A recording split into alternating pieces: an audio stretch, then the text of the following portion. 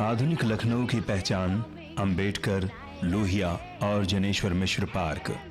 महिला सशक्तिकरण का प्रतीक 1090 चौराहा। शान अवधि का पता देता पारंपरिक लखनऊ का रूमी दरवाजा। बड़ा और छोटा इमामबाड़ा, सतखंडा भवन, हुसैनाबाद का घंटाघर और पिक्चर गैलरी, जिन्हें देखने दुनिया भर से लोग आते रहते हैं। मगर शायद ही किसी का ध्यान पारंपरिक लखनऊ की इन सकरी गलियों की तरफ जाता हो, जहां पूरी दुनिया में मशहूर लखनऊ की जरदोजी का काम होता है।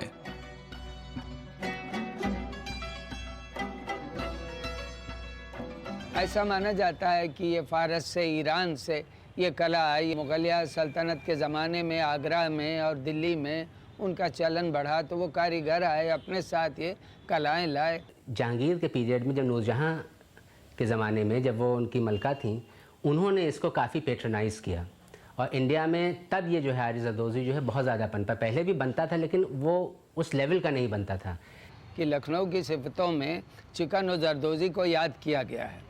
सभी जानते हैं कि यहाँ की ये दस्तकारी या हैंडीक्राफ्ट सारे हिंदुस्तान, क्या हिंदुस्तान के बाहर के मुल्कों में भी बहुत ज़्यादा पसंद किया जाता है।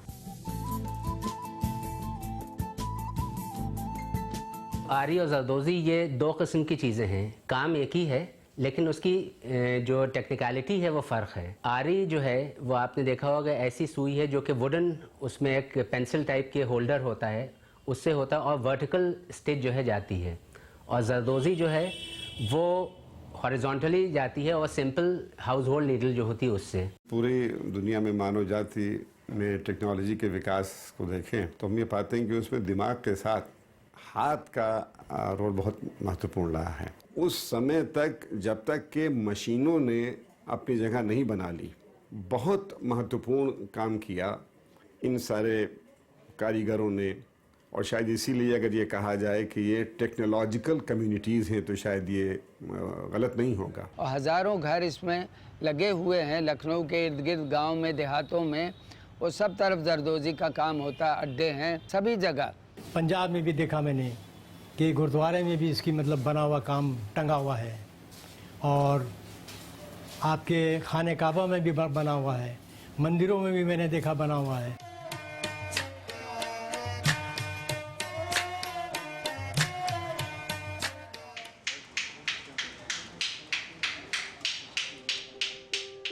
अफसोस की बात है कि ऐसे नायाब फन के कारीगरों के हालात आजादी के 67 बरस बाद भी बद से बदतर होते जा रहे हैं। हम लोग रात भर जो है, दिन भर सुबह 8 बजे बैठते हैं और बैठ के उसके बाद जो है 10 बज जाए, 11 बज जाए, 2 बज जाए रात के, हम लोग काम ही किया करते हैं। तो हम लोगों को इतनी मेहनत करने के बाद भी हमारे बच्चों को सुकून से नहीं है। चाहे जितनी परेशानी, ना स्कूल की फीस दे पा रहे, ना कुछ दे पा रहे। 20-22 साल से काम हो रहा है, आमदनी कम है, खर्चा ज़्यादा है, परेशानियां बहुत है, हम लोगों की फैमिली ज़्यादा है। अब जो अल्लाह ताला चटनी रोटी खिला रहा, खा रहा है, दिन भर मेहनत करते तब भी नहीं पूरा पड़ता है। लखनऊ विधानसभा के इस पश्चिमी क्षेत्र में जरदोज़ी के कारीगरों की संख्या यहाँ के चुनावी नतीजों को प्रभावित करती है।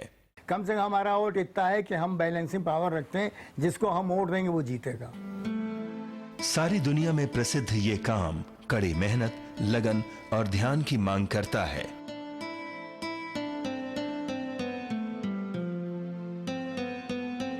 कारीगर 8 से 12 घंटे लगातार एक ही मुद्रा में सिर झुकाए, आंखें गड़ाए, साड़ी, लहंगे, दुपट्टे, चोली और पर्दे जैसे तरह तरह के पहनावे और सजावट के कपड़ों को आरी, जरदोज़ी, मुकेश, टीकी, फर्दी और पिट्टे के काम से नायाब बनाते रहते हैं।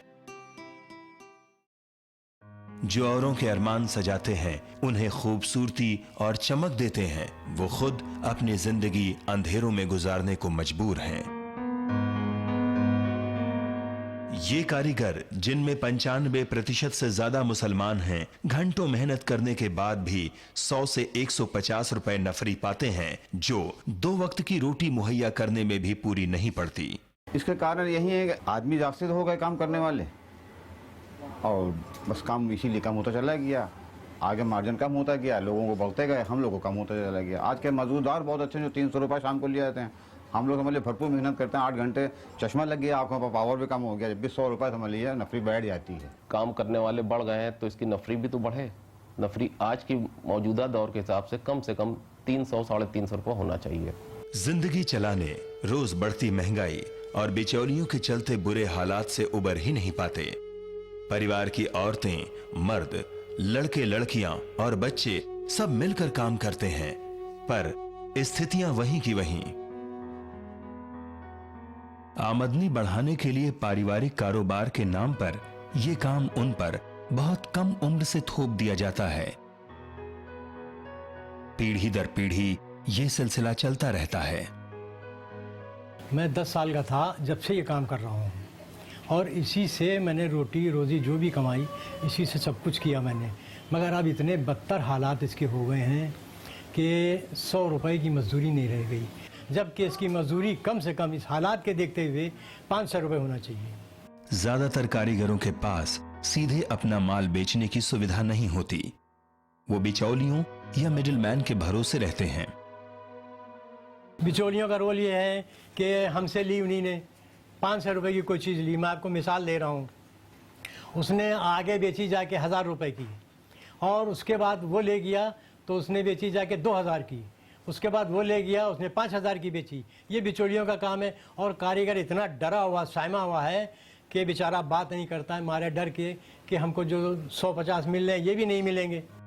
कारीगरों को दबाकर रखने की नीयत से ज्यादातर कारखानदार या काम कराने वाली दूसरी एजेंसियां उनकी मेहनत का पैसा एक साथ नहीं देते। दुकानदार तो ये कहता है हम तुमको तोड़ के पैसा इस कारण देते हैं कि तुम पैसा जमा ही ना कर पाओ। दुकानदार से मेरी बात हुई, वो कहता कारीगर को पैसा हम तोड़ के देते हैं। अगर 50,000 का काम या 1 लाख का नहीं बनाया है तो 10-10, 20-20 हज़ार का 1 लाख का दे देंगे तो तुम बढ़ जाओगे। ये दुकानदारों का नज़रिया है। उनको मालूम है कि शाम को हमारे यहाँ चूल्हा जलना है, हमसे कहीं काम खराब है ले जाओ, ये ख़राब है यहाँ पे। हमने भैया 200 रुपये कम दे दो, उन्हें 200 रुपये कम करके दे दिए, 500 कम करके दे दो। हमारे साथ बहुत जुल्म है, कोई देखने वाला नहीं।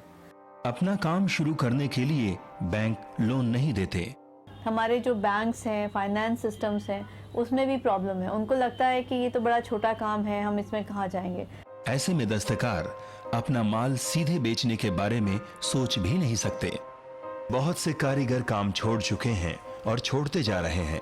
हमने काम यूँ छोड़ा है मजबूरी में कि पेट भर काम नहीं मिल रहा है। देखिए अड्डे हमारे ऊपर टंगे हुए हैं, काट के टांग दिए क्योंकि 2 पैसे मिल नहीं रहे हैं। वो अपने बच्चों को भी इस काम में नहीं लाना चाहते। कारीगरों के रवैये पर भी सवाल उठते हैं। जिन दिनों अगर कुछ उनसे कहा जाता है कि काम ना सियो तो उन दिनों वो खास करके मेहनत करना शुरू कर देते हैं और यूं 8-8 दिन छुट्टी करते हैं। अब खाला की लड़की शादी में 8 दिन आप छुट्टी किए में जनाब, तो फिर खर्चे कैसे पूरे होंगे। उनका माइंडसेट सबसे बड़ी प्रॉब्लम वही है। आप उनको काम भी दीजिए तो भी उन्हें लगता है कि हम काम करके क्या करेंगे। अगर हमें यहाँ पे 90 रुपये या 100 रुपये मिल रहे हैं तो हम हजरतगंज तक क्यों चलकर जाएं 200 रुपये के लिए। रेगुलरली काम करने की कोशिश नहीं करते, ये कुछ बचाने की कोशिश नहीं करते, कोई इतना पैसा थोड़ा सा जमा करने के वक्त ज़रूरत काम आए। शिल्पियों के लिए केंद्र सरकार की कई योजनाएं चल रही हैं। कारीगरों को उनके क्राफ्ट के अनुसार, उनके शिल्प के अनुसार उनको ट्रेनिंग दी जा रही है। वो 2 महीने से लेकर के 4 महीने तक की है। एक हमारी अहम स्कीम है अंबेडकर हस्तशिल्प विकास योजना। इस योजना के अंतर्गत हम किसी क्लस्टर को अडॉप्ट करते हैं, उसमें मैक्सिमम 1000 आर्टिसन, 1000 कारीगरों को अगले 5 ईयर के लिए, 5 साल के लिए उनको डेवलप करने के लिए तरह तरह की इंटरवेंशंस देते हैं उनको। जरदोजों को इनकी जानकारी बहुत कम है या नहीं है। इन तक नहीं पहुंचती, ये बात सही है। कुछ लोगों तक पहुंचती है और वहीं वहीं रह जाती है। सरकार को चाहिए कि जो इंटीरियर्स की जगहें हैं वहाँ पर जो काउंसलिंग के प्रोग्राम्स हैं, अवेयरनेस के प्रोग्राम्स हैं, वो कराए। वो गरीब लोग हैं, अखबार पढ़ते नहीं, टीवी देखते नहीं, न्यूज़ सुनते नहीं। उनको अगर इतनी समझ होती, इतना वो आगे बढ़ने के लिए उनके अंदर एक चाहत होती तो वो उस जगह पे ना बैठे होते। हमारा जो अपील होगा सारे शिल्पी कम्युनिटी से, इंक्लूडिंग हमारा जरदोजी, जरी जरदोजी का जो शिल्पी हैं, उसका फ़ायदा लेने के लिए 2 कदम वो आगे आए तो हम हमेशा 10 कदम आगे जाएंगे। उन तक पहुंचने के लिए हम लोग कोशिश करेंगे, कर रहे हैं। पर हम लोगों का जो माध्यम है जो जिसमें हम लोग जा रहे हैं, हो सकता है वो बहुत उनके लिए फ्रेंडली नहीं है, उसलिए नहीं पहुंच पा रहे हैं। भारत सरकार के हस्तशिल्प विकास आयुक्त कार्यालय ने आई कार्ड इशू किए हैं।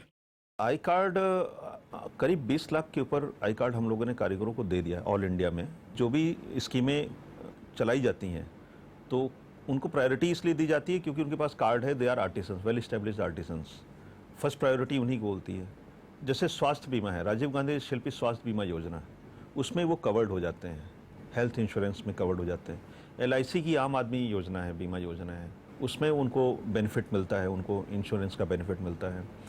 प्लस उसमें एक और भी अहम बात है कि उनके बच्चों को क्लास 9, 10, 11, 12 4 साल के लिए उनको उनका जो स्कॉलरशिप भी है।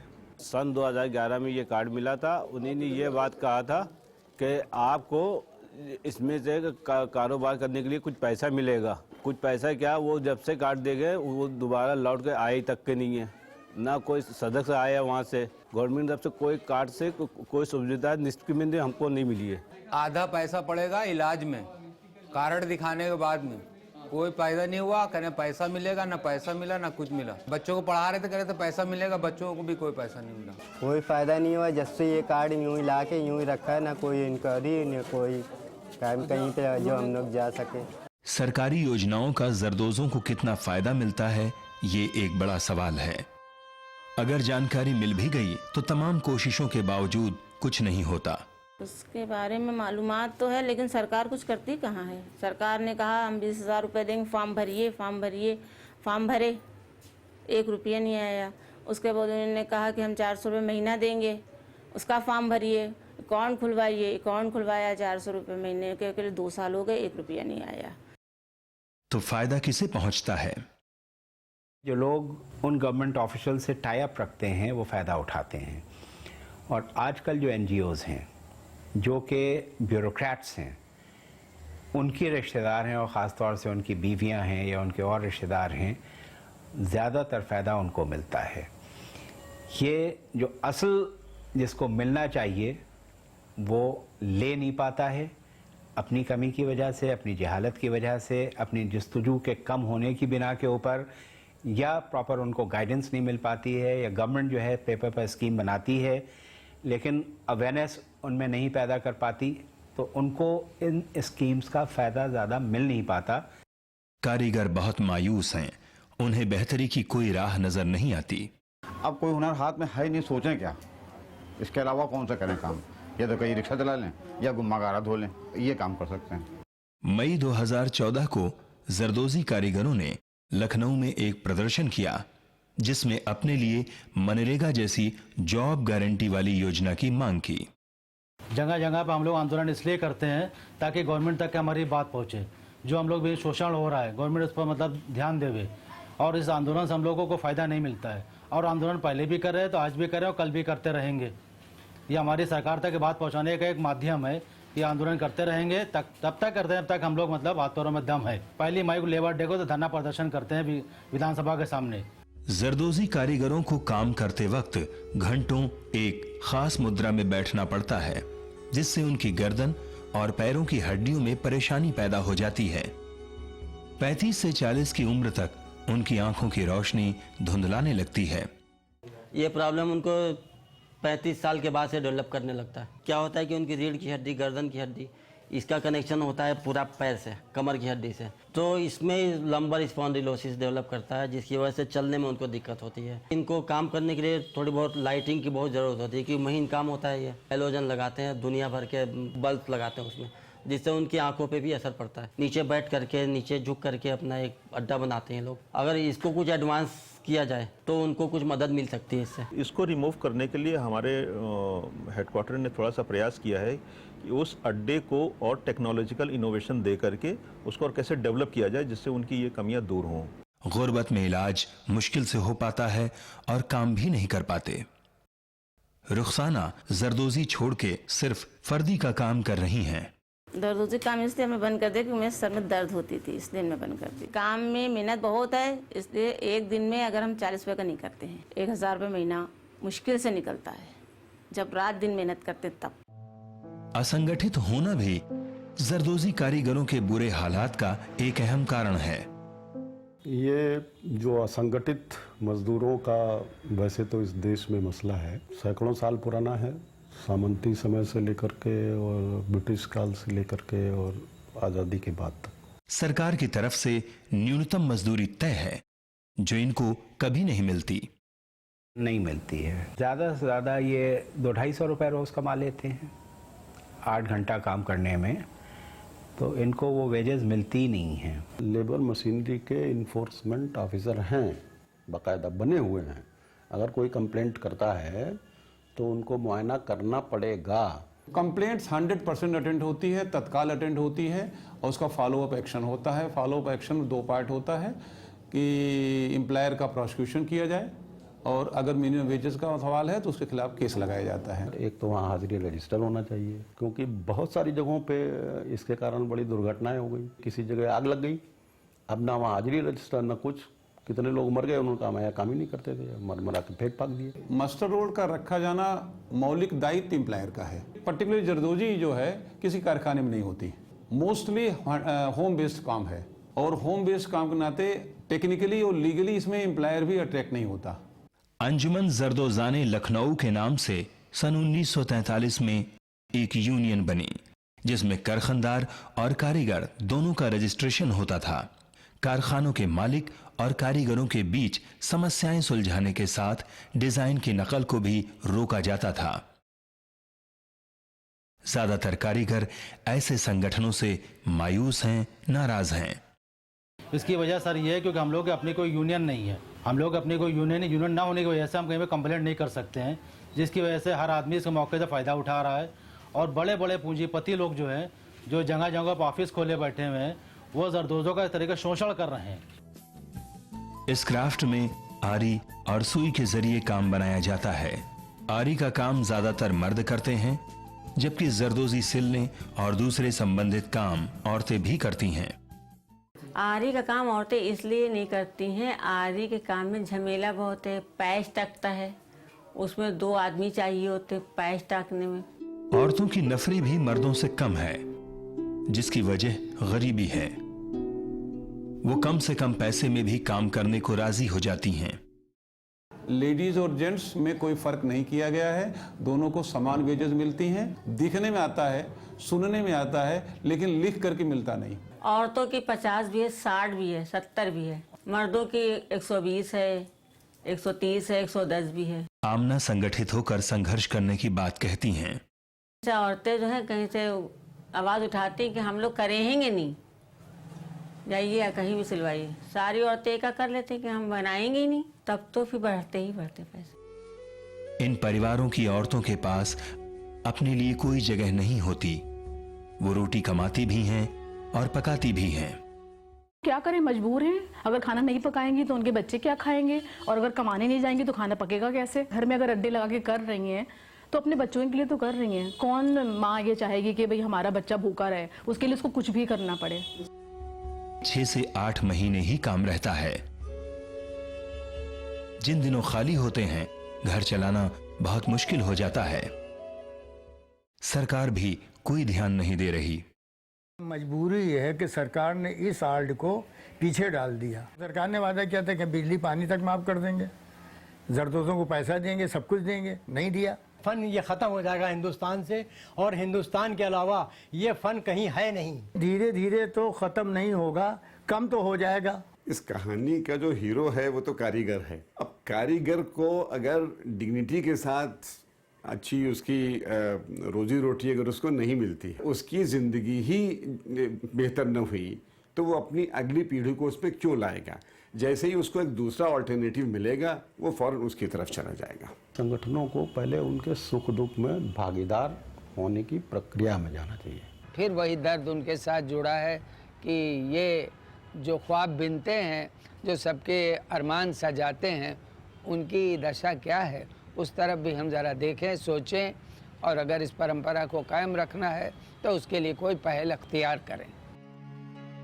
इरशाद का हौसला, राशिद का भोलापन, खैरुन्निसा, रुखसाना और आमना की हिम्मत, वाहिद की नाराजगी, सलीम का भरोसा उम्मीद तो बनाए रखता है, मगर ऐसे ही जरदोजी के लाखों कारीगर जो सकरे अंधेरे कमरों में घंटों काम करते रहते हैं और अपने हालात के लिए शायद एक हद तक खुद जिम्मेदार भी। उनके लिए नसीहतें भी हैं, मशवरे भी हैं, सरकारी स्कीमें भी हैं, नुस्खे भी हैं। जरदोज समुदाय निहायत मुश्किल हालात में जीवन काट रहा है।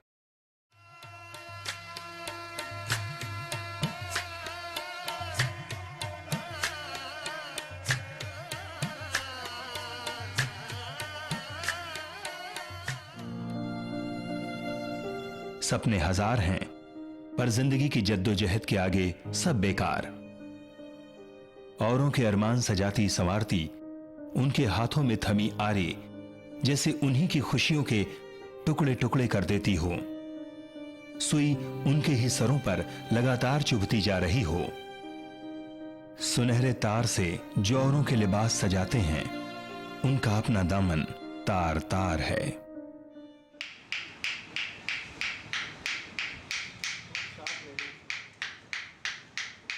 पूरी कोशिश कर रहा हूँ साथ में।